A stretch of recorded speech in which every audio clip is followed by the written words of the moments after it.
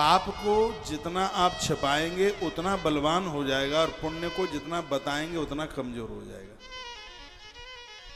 समझ में आ रहा है? पुण्यों का जितना बखान करोगे, भजन पूजा पाठ का जितना बखान करोगे, उतना ही कमजोर हो जाएगा, दुर्बल हो जाएगा। और पाप को जितना छिपाओगे ये उतना मजबूत हो जाएगा। जैसे पेड़ धरती में लगाते हैं, जड़ों के ऊपर मिट्टी लगा देते हैं तो जड़ें फैल जाती हैं। जड़ों को जितना छिपाया जाता है जड़ें उतनी मजबूत हो जाती हैं। उसी प्रकार से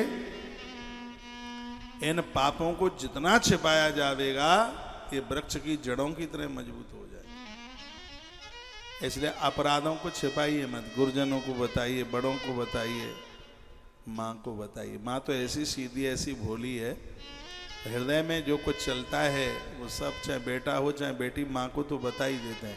एक बार के लिए पिता को भले ही ना बता पाए लेकिन माँ को बता दिया जाता है। तो देवी भागवत में कथा आती है ना शशिकला की, उसने स्वप्न में किसी राजकुमार को देख लिया था। माता परम्भा ने आदेश दिया था, कहा बेटी ये मेरा भगत है, तेरा विवाह इसी के साथ होना है।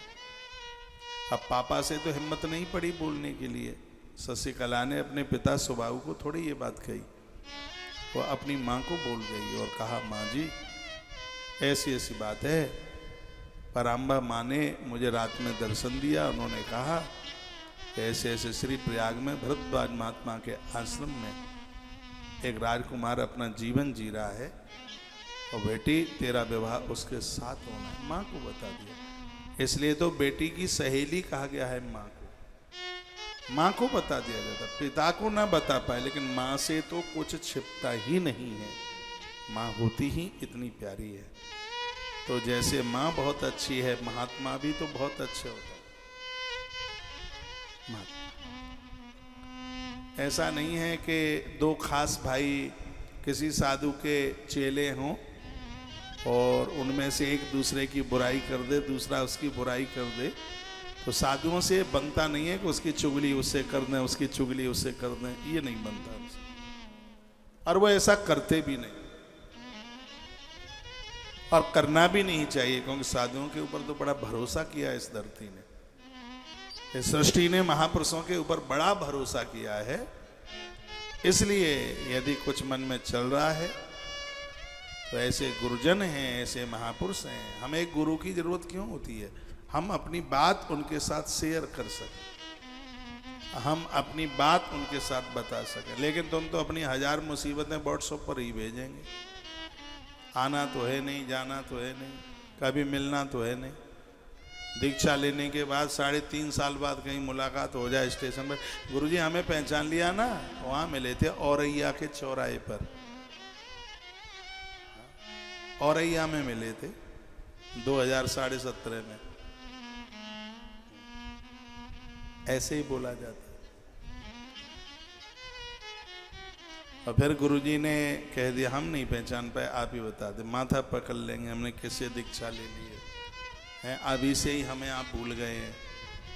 अब तो आपको बहुत पैसे वाले मिल गए, धनवान मिल गए, पता नहीं वो एक ट्रक भर के पैसा इनके सामने ही देके गए थे क्या धनवान लोग, यही बोलेंगे।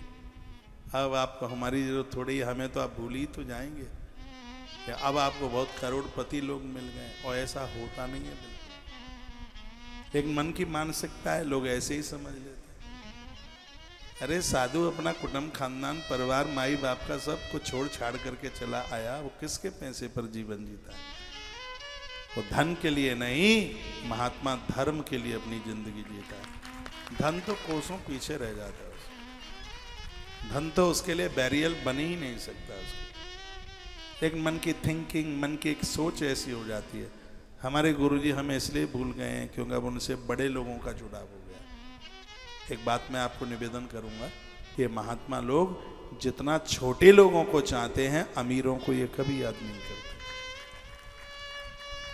छोटे व्यक्ति से महात्मा छूट गया है तो दिन रात रोएगा छोटा आदमी। यदि अमीर से महात्मा छूटा है उसको कोई फर्क नहीं पड़ता। है क्या, वो तो अपनी